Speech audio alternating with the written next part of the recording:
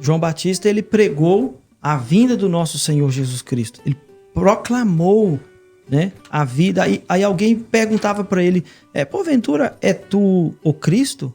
Porventura é você Elias, o profeta? Ele disse, não, eu sou apenas a voz que clama no deserto, endireitai o vosso caminho no ermo do Senhor.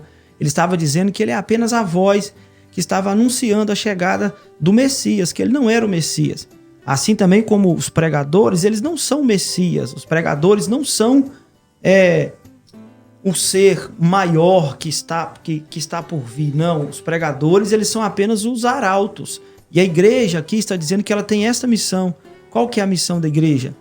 É pregar boas novas, as boas novas de Cristo. E nós sabemos disso porque quando Jesus estava pregando e João Batista estava no cárcere, João, ele mandou 2 dos discípulos perguntar, capítulo 11 de Mateus, vê se esse mesmo é aquele, ou nós devemos esperar outro. Jesus falou, não, vem cá, vinde ver, o cego vê, o coxo anda, os leprosos são limpos, e aos pobres é proclamado o evangelho. A pregação e a instrução é missão da igreja.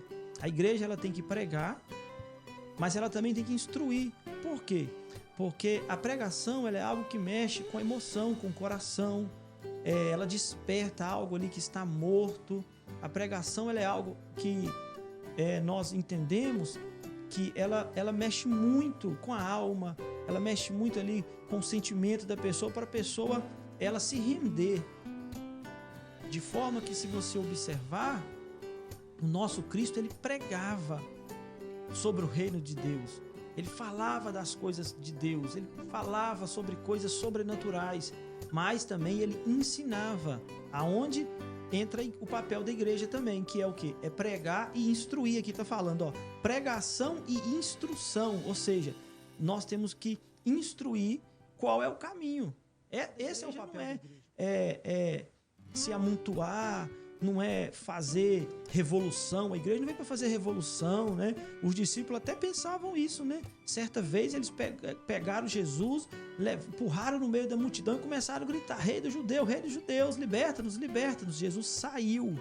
Aí alguém perguntou, ele falou assim, olha, o meu reino não é daqui da terra, meu reino é do céu, porque o reino da terra é passageiro, é transitório, mas o reino de Cristo é eterno. A Bíblia diz, porque teu é o reino, o poder e a glória, no final da oração que Jesus ensinou.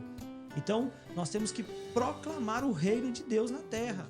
A igreja ela tem por missão que levar o evangelho. Paulo fala isso, porque não me envergonho do evangelho de Cristo, pois é o poder de Deus e salvação para todo aquele que nele crê. Então, a missão da igreja é não apenas pregar, mas instruir. Porque, como eu disse, há uma diferença entre pregar e ensinar, né? Instruir. Quando você prega, como eu disse, mexe com a emoção. Agora, a instrução, o ensino, ele já mexe com a razão. O ensino já fala, não apenas daquele momento ali que você levanta a mão, aceita Jesus, se emociona, né? Chora. Esse é um momento único, que não pode ser tirado, tá? Do nosso meio. Nós temos visto isso na nossa igreja, os jovens aceitando Jesus, chorando, sendo renovado, mas isso é o começo, isso não é o ápice. Então, a igreja ela tem que pregar, ela tem que incentivar, ela tem que aguçar no coração do pecador para que ele se renda a Cristo, mas a igreja também tem que instruir o pecador. Porque, por exemplo, a pessoa ela vai para a igreja, aceita Jesus como Salvador ali, através da mensagem, ela se rende, ela chora. Mas e depois? A partir daí entra o quê? Aquilo que Jesus falou lá em Mateus capítulo 28, versículo 19. E, portanto, ide e fazeis discípulos, batizando-os em nome do Pai, do Filho e do Espírito Santo. Para você ver. Ensinando a guardar todas as coisas que eu vos tenho dito. E eis que estou convosco todos os dias até a consumação do século. Então a igreja ela tem que pregar, incentivar, curar, mas ela também tem que trazer para a pessoa tudo aquilo que ela aprendeu através da palavra.